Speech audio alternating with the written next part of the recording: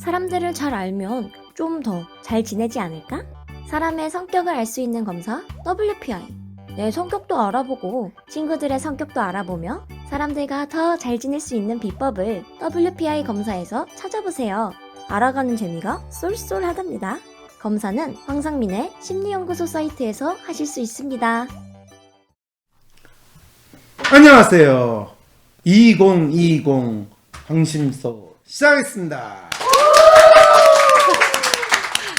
2002년 사실은 이 음력으로 설날이 지나고 되니까 이제 2020년이 됐다는 느낌이 확 들어오거든요. 네. 자, 그랬을 때 예슬님은 새해가 됐다. 사실은 새해라고 됐는데 2월 1일이 딱 되고 나니까 네.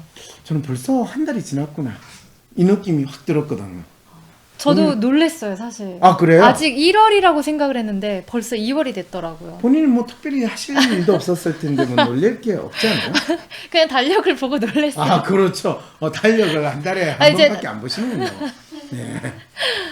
지금 외국에서 네. 또 $20 후원을 주셨습니다. 감사합니다. 그렇군요. 저보고 박사님 동생이냐고. 상당히 가슴 아프시겠어요. 네, 어디 보는 눈이 없어가지고. 아니, 이 돌연변이도 유만무동이지. 어떻게 저와 같은 종자에서 이쪽 종자 넣기 쉽지 않아요. 네. 웃겨. 네. 그래도 마녀의 기염 요정이라고 그러는데. 네, 미녀예요? 마녀 아니에요? 내 눈에는 마녀로 보이는데. 그렇군요. 미녀와 기염 요정. 그래요? 차라리 미녀와 야수로 바꿔주세요. 네. 자, 그건 그렇고, 고소당한다고요? 뭔 소리예요, 지금? 근데 뭔 사연을 지금 가져왔길래 우리가 지금 고소당하는 이야기까지 해요? 제목은 현대판 장발장입니다. 안녕하세요, 박사님. 시간이 조금 지났지만 작년 연말 현대판 장발장이라 불린 사건이 뉴스를 통해 보도됐습니다. 택시기사 생활을 하던 A씨가 지병으로 인해 일을 그만둔 후 배고픔을 견디지 못해 12살 아들과 마트에서 10,000원어치 식료품을 훔친 사건이었습니다. A씨 사정을 들은 마트 주인은 처벌을 원하지 않는다는 의사를 밝혔고 경찰 역시 죄가 중하지 않다고 판단하고 훈방 후 식사를 대접하였습니다. 경찰 출동 당시 이를 옆에서 지켜보던 한 사업가는 A씨 부자에게 20만 원 현금을 전달하기도 했습니다. 이 사건은 많은 국민들을 감동시켰고 문재인 대통령도 수석보좌관 회의에서 아직 우리 사회가 희망이 있는 따뜻한 사회라는 것을 보여줬다며 정부와 지자체가 시민들의 온정에만 기대지 않고 복지제도를 통해 이들을 도울 길이 있는지 적극적으로 살펴달라고 당부했습니다. 하지만 몇 주 뒤 SBS 궁금한 이야기 Y는 이 사건의 숨겨진 사실을 보도했습니다. A씨는 지병으로 일을 그만둔 것이 아니라 정직하지 못한 태도로 인해 회사에서 잘리다시피 한 것이었고 PC방에서 게임을 하느라 소득이 없었던 것이었습니다. 진실이 알려지자 각종 후원, 추소 문의가 이어지고 있고 청장 표창이 예정돼 있던 해당 경찰관을 직무유기로 조사해달라는 신고도 접수됐습니다. 저는 장발장 사건이 처음 보도됐을 때 A씨가 불쌍해서 국밥을 사줬다며 눈물을 보이던 경찰관 인터뷰가 많은 사람들을 감동시켰다고 생각합니다. 저도 그중 하나인데요. 사건의 정체가 알려지고 나니 속았다고 화가 나기보다는 예쁘게 구성된 스토리를 의심 없이 바라본 제 자신이 당황스럽습니다. 이 사건을 바라본 한국 사람들의 마음의 정체는 무엇일까요? 취재를 부실하게 한 언론의 책임인 걸까요? 아니면 직무를 제대로 수행하지 않은 경찰의 잘못인 걸까요? 현실 사건과 동화 속 이야기를 별 생각 없이 연동하려는 제 마음의 정체는 무엇일까요? 네. 자, 참 질문이 네. 어렵네요. 질문이 어렵나요? 저는 네. 너무 명쾌했거든요. 뭐가 명쾌해요? 일단은 취재를 부실하게 한 언론의 책임도 있고요. 취재를 부실하게 했다라는 게 뭐가 부실하게 했어요? 그러니까 팩트 체크를 제대로 안 한 거. 어떤 팩터를 팩트가 뭐가 문제죠 여기서? 여기서 알고 보니까 지병으로 일을 그만둔 게 아니었고 본인의 있던 잘못으로 그냥 잘린 상태였던 거고. 자, 그거는 팩트 체크예요. 아니면 네. 그 사건의 배경에 대해서 네. 나중에 추후 조사를 한 거예요. 그쵸. 추후 조사를 한 거죠. 근데 왜 그걸 팩트 체크라고 이야기해요? 음, 지금 사건은 네. 어떤 사람이 마트에서 1만 원치 식료품을 훔쳤는데 그 사람이 왜 훔쳤어요? 그랬더니 먹을 게 없었어요. 배가 고팠어요. 그래서 우리 애하고 먹을 게 없어요. 그러니까 경찰이 와가지고 잡아가는데 아이고 이 사람이 먹을 게 없어서 훔쳤다잖아요. 그래서 아이고 지금 얼마나 먹지를 못했어요. 제가 이틀을 굶었어요. 사흘을 굶었어요. 그래 사흘을 굶으면 뭐 누구나 훔칠 수 있지. 불쌍해라. 그래서 경찰이 국밥을 사줬어요. 그랬더니 옆에 있는 어떤 사람이 아이고 요즘 세상에 어떻게 사흘을 굶고 지냈을까. 아이고 밥 사주세요. 그래 20만 원을 줬대. 여기서부터 조금 뭔가 이상하다는 느낌은 가질 수 있는데 이거는 사실이잖아요. 그쵸. 근데 무슨 팩트 체크를 해야 돼요? 왜 이 사람이 사흘이나 굶었는지. 아니 본인이 회사에 쫓겨나서 사흘을 굶을 수도 있고 PC방에서 돈 다 써서 사흘을 굶을 수도 있고 그쵸. 중요한 거는 이 사람이 사흘을 굶었어.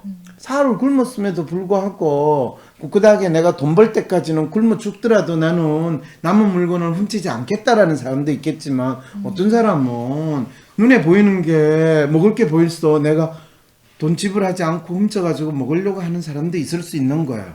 근데 그걸 보고 와 경찰한테 신고를 해가지고 경찰이 와서 자초지종을 묻는데 옆에서 듣고 어이 훔치지 말고 20만 내줄 테니까 이거 먹고 그냥 앞으로 돈 버세요라고 하면 이제 어떤 일이 벌어질까요?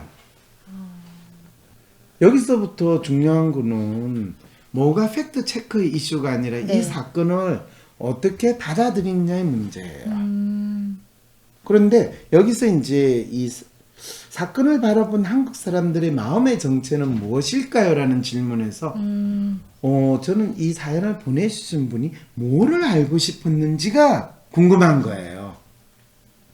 이 사람이 대체 무슨 사정이 있어서 이 마트에서 먹을 거를 훔쳤을까? 그것도 아들과 함께. 라는 게 궁금했는가? 아니, 훔친 도둑을 잡으러 온 경찰이 도둑은 안 잡고 국밥을 대접을 했대. 이게 경찰이 할 짓이에요? 아니죠. 그래 놓고 또 그거를 대통령이 수석 보좌관에서 해서 아직 우리 사회가 희망이 있는 따뜻한 사회라는 걸 보여줬대요. 이건 무슨 대통령이 귀신 씨나라 까먹는 소리를 하고 있어요?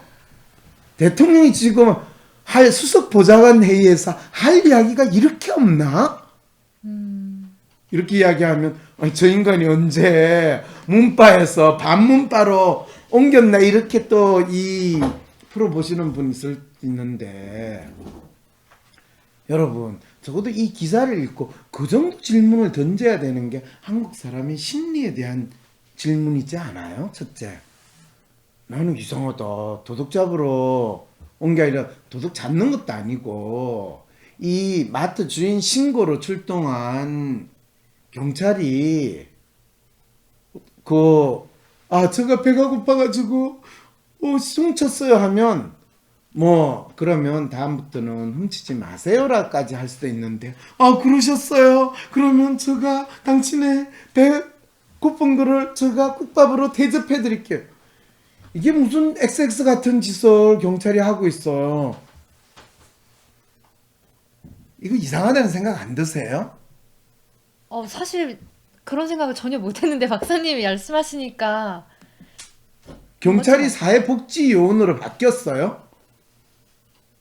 그리고 그것도 대통령이라는 사람이 수석 보좌관에 의해서 이걸 언급했다는 거는 지금 이 무슨 동장도 아니고 구청장도 아니고 이게 대한민국 대통령의 멘탈리티나 다뤄야 되는 이슈가 이 정도로 지금 우리가 있고 그거를 청와대에서는 이거를 아무 생각 없이 언론 자료로 보도를 했다면 그건 진짜 우리나라 대통령은 동장 수준으로 지금 나라 일을 본다는 거고 그거를 국민들에게 감동을 줄 거라고 청와대에서 홍보기획비서관이 이거를 언론 담당 비서관이 노출을 했다면 그 인간들은 지금 대통령을 진짜 차라리 순실이가 박근혜 조정해가지고 국정 운영하는 게 더 낫다고 할 수준으로 지금 있다는 거예요.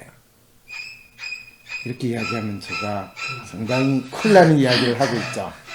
근데 다행스럽게도 우리 문재인 대통령은 박근혜 대통령만큼 그렇게 뒤끝이 있어가지고 누구를 자르거나 전화해가지고 그 자식 잘라라고 하는 업무를 꾸미거나 그 짓은 안 한다는 거예요. 국정원의 프락치가 이 일을 꾸며가지고 제가 연세대에서 잘렸다라는 거를 하나씩 밝혀낼 때마다 야 진짜 재미있다라는 생각이 막 들거든요. 그래서 참 안타까워요. 그리고 한국 사람들의 마음의 정체는 어떻게 보면 감동 스토리에 지금 목말라 하고 있다라는 건 알겠는데 그거를 경찰이든 근데 그 참 재밌는 거는 그 자리에서 바로 20만 원을 준 그 기업가 이분의 심리가 저는 너무 재밌다는 거예요. 내가 있는 건 돈밖에 없어. 그런데 이런 안타까운 사람 20만 원 내는 거. 이게 진정한 한국 사람들의 마음을 잘 나타내는 거예요. 이거는 참 한국인의 마음을 너무 잘 나타내는 멋지신 분인 것 같거든요. 그리고 A씨가 불쌍해서 국밥을 사줬다며 눈물을 보이던 경찰관. 이 친구는 이게 경찰청에서 요즘에 이 홍보하기 위해서 한 일은 아닐까라는 생각이 약간 내 머리를 스치지만 설마라는 생각으로 했고 이거는 진짜 대한민국 경찰이 지금 본인들이 뭔 짓을 하고 있는지에 대해서 진짜 헷갈리고 있다라는 거를 보여주는 하나의 에피소드인데 취재를 부실하게 한 언론의 책임일까요? 언론이 취재를 뭐를 해야 돼? 언론은 기본적으로 사람이 믿고 싶어 하는 거, 듣고 싶어 하는 거를 중심으로 취재를 해서 알리는 게 대한민국 언론의 기본적인 존재의 이유인데 그 언론한테 뭘 기대한다고 취재를 부실하게 충분히 취재를 했구만. 단지 배경 설명을 그거는 시간이 걸쳐가지고 하는 거죠. 네. 이 젊은 아빠는 왜 이 굶게 됐을까? 그거를 그 다음에 취재를 하는데 나중에 알고 봤더니 회사에서 잘렸다더라. 근데 그것도 재밌는 게 회사에서 뭐라고 잘렸대요? 정직하지 못한 태도로 잘렸다고 합니다. 그럼 회사에서 정직하면 회사에서 안 잘렸을 회사에서는 잘리다시피 했다라는 거 이야기를 한 거죠. 그러니까 회사에서 잘렸다라고 이야기하면 부당해고가 되니까. 그리고 정직하지 못한 태도로 잘리다시피 하면 지금 경찰관도 잘려야 되고 대통령도 잘려야 되는 나라에서 지금 뭔 소리를 하는 거예요. 이게 무슨 팩트 체크예요. 네. 자, 이랬을 때 참 가슴이 아프다는 거예요. 복지 실패로 복지 사각지대에 몰린 가장이 절도를 했는데 국정 최고 책임자인 대통령이 아무 책임감도 못 느끼고 유체 이탈 합법으로 감동했죠. 그런데 사실은 복지 실패로 복지 사각지대에 가장이 몰린 거는 아니에요. 그거는 복지 실패가 아니라 복지 사각지대에 가장이 몰린 거는 복지 담당 공무원이 적극적으로 활동을 하지 않아서 이런 거지. 그건 대통령이 책임질 일이 아니에요. 네. 자, 마트 주인 경찰 부름 처벌 원치 않음 넘어감 피해자 X 경찰 풀어주고 국밥 좀 당연하다고요. 글쎄 경찰이 풀어주는 거는 당연한데 국밥 주는 거는 당연하지 않아요. 네.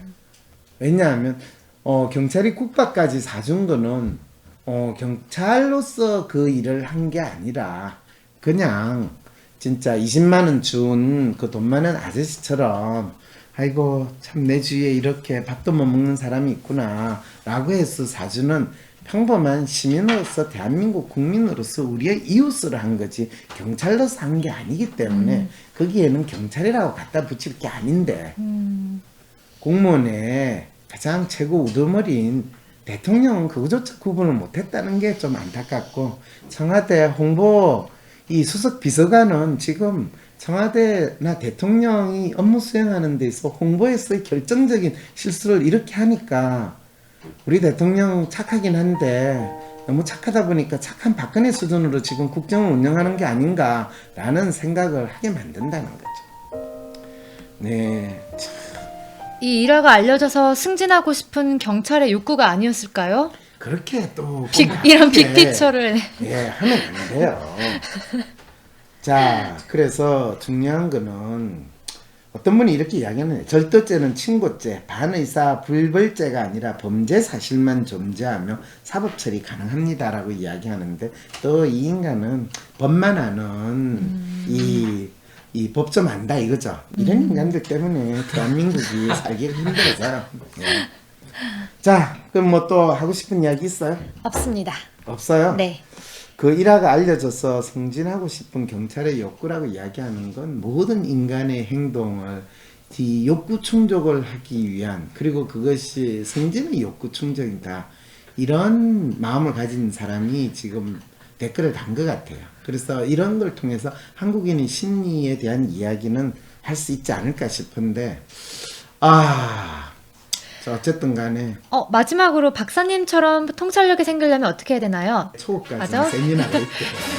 그래서 네, 그거 들으시면 되겠습니다. 네, 그거 듣는 거로부터 네. 그런 통찰을 가지기 시작하는 과정이 시작이 되는 거죠.